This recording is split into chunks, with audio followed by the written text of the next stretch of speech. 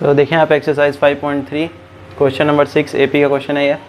यहाँ पे आपको क्वेश्चन में क्या दिया हुआ है, the first and the last term of an AP are 17 and 350 respectively. यानी कि किसी एपी का फर्स्ट टर्म दिया हुआ है 17 और लास्ट टर्म कितना दिया हुआ है 350। तो यहाँ पे कॉमन डिफरेंस भी दिया हुआ है, common difference is 9। Also common difference भी 9 दिया हुआ है। साथ ही पूछ रहा है क्वेश्चन में how many terms are there and what is their sum, यानी कि इस एपी में कितने टर्म्स होंगे और उनका क्या सम होगा। तो यहाँ पे हम लोग पहले देख लेते हैं गिवन क्या है हमारे पास। ए फर्स्ट टर्म यानी कि ए होता है जो कि कितना दिया हुआ है 17। साथ ही लास्ट टर्म या तो उसको आप an कह सकते हैं या tn या फिर l जिसका वैल्यू है 350।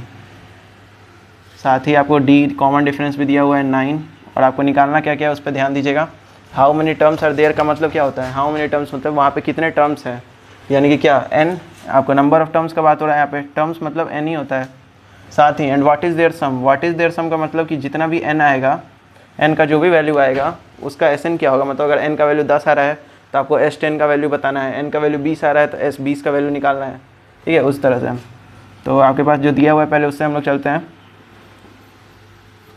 देखिए a और d क्या है, a और d तो एक सिंपल टर्म्स दिए हुए हैं, a का वैल्यू और d का वैल्यू, इससे आप कोई खास चीज़ नहीं निकाल सकते हैं। बट an का वैल्यू यहाँ पे दिया है, आप उसका यूज़ कर सकते हैं। तो देखिए यहाँ पे क्या करना है, an क्या दिया हुआ है आपके पास 350।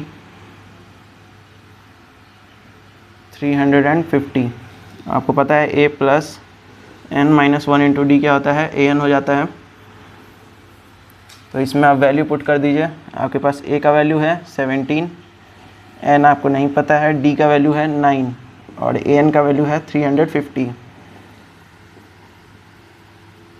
यहाँ हो गया 17 प्लस 9 से आपको दोनों में गुना करना होगा तो हो जाएगा 9n माइनस 9 इक्वल टू 350।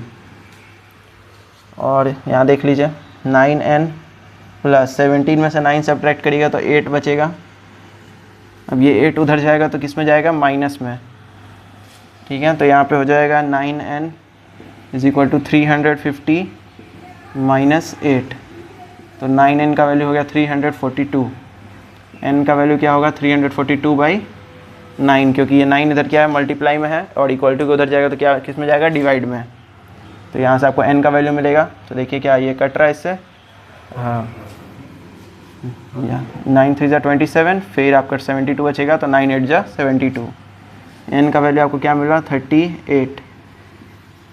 आपको सबसे पहले n का ही वैल्यू निकालना था, तो n का वैल्यू आपको मिल चुका है। अब आप Sn आराम से निकाल सकते हैं। सो नाउ Sn यानी कि आपको अब क्या निकालना है, S38 आपको निकालना है, क्योंकि n का वैल्यू हमने 38 निकाल लिया है।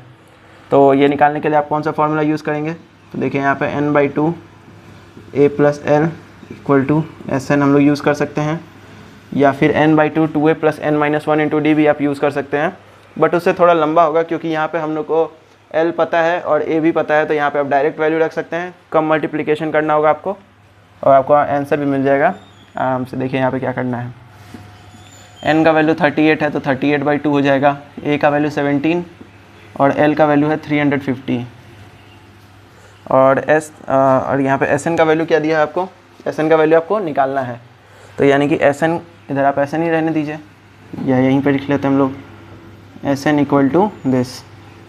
ये देखिए ये इससे कितने बार में कट जाएगा, 19, और इधर आप इसको ऐड करेंगे तो हो जाएगा 367। तो 19 इंटू 367 हम लोग करते हैं। तो यहाँ पे 19 इंटू 367 करने पे आ रहा है 6973, यानी कि 6973।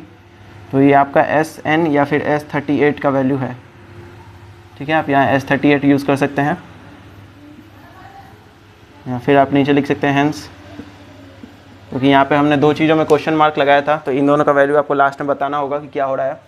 तो देखिए यहाँ पे n का वैल्यू आ रहा है 38 एंड Sn या फिर S38 आपका है, S38 इसका वैल्यू आ रहा है 6973। तो यही क्या आपका आंसर, क्योंकि ये दो चीज़ें आपको निकालनी थी इस क्वेश्चन में, दोनों आपने निकाल लिया है। तो इस वीडियो में इतना ही था। वीडियो को लाइक करिए और चैनल को सब्सक्राइब करिए।